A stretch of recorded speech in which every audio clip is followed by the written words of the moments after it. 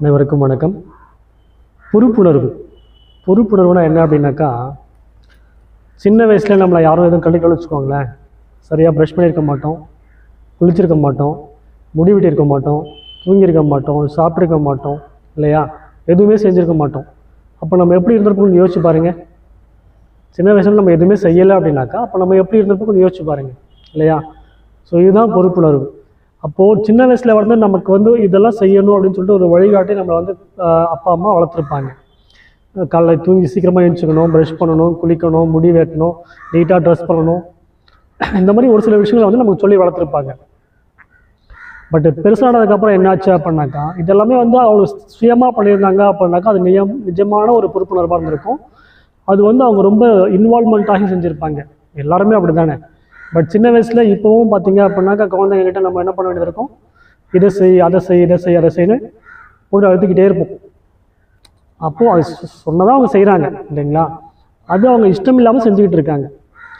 But இதுதான் வளர்ந்ததுக்கப்புறமா என்ன ஆகுது அப்படின்னாக்கா, நம்மளை இது கட்டுப்படுத்தியே வளர்த்ததுனால அந்த பொறுப்புணர்வுங்கிறதுக்கான அர்த்தம் அவங்களுக்கு தெரியாமல் போயிடுது.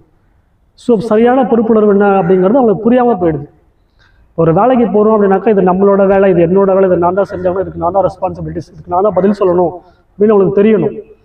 இது இல்லாமல் வேலை தானே அப்படின்னு அசால்ட்டாக இருந்துட்டு ஏதோ போகிறோம் செய்யணும் அப்படின்னு இல்லாமல் இது எனக்கான வேலை, இது இந்த வேலையை நான் செய்யலை அப்படின்னாக்கா இதுக்கு நான் தான் பதில் சொல்லணும், இதனோட கடமை அப்படின்னு சொல்லிட்டு, கடமை இல்லாமல் பொறுப்புக்கும் கடமைக்கும் நிறைய வித்தியாசம் இருக்குது. கடமை அப்படின்னாக்கா சொல்கிறத செய்கிறது, பொறுப்பு அப்படின்னாக்கா எடுத்து உள்வாங்கி இது என்னோட பொறுப்பு, இதை நான் செய்யணும் அப்படின்னு சொல்லிட்டு கவனமாக செய்யறது, இல்லைங்களா?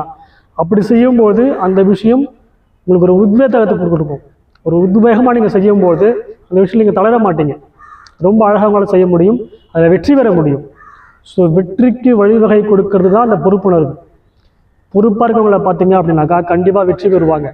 பொறுப்பு இல்லாதவங்க பார்த்தீங்க அப்படின்னாக்கா வெற்றி பெற லேட் ஆகும். எப்போ அப்படின்னாக்கா அந்த பொறுப்புணர்வு அப்படிங்கிறது எப்போ அவங்க தெரிஞ்சுக்கிறாங்களோ அப்போ தான் அவங்களுக்கு வெற்றி பெறதுக்கான வாய்ப்புகள் அந்த கதவை திறக்கும், இல்லையா?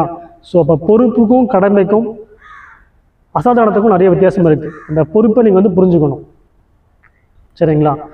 ஸோ எந்த விஷயம் பண்ணாலும் அது ஒரு பொறுப்புணர்வோட நீங்கள் தான் அதுக்கு ரெஸ்பான்சிபிலிட்டி அப்படின்ற பதில் அதை உணர்ந்து நீங்கள் செயல்படும் போது வெற்றி உங்களை தேடி வரும். அப்போ தான் நீங்கள் செய்யவும் முடியும். இல்லை அப்படின்னாக்கா ரொம்ப அசாதாரணமாக செய்வீங்க. தினம் ஒரு பக்கத்துலேருந்து சிவகுமார் ஆறுமுகம். அதிசயம் நேற்று அதிகாலை நம்ம பார்த்துட்ருக்கோம். தேங்க்யூ.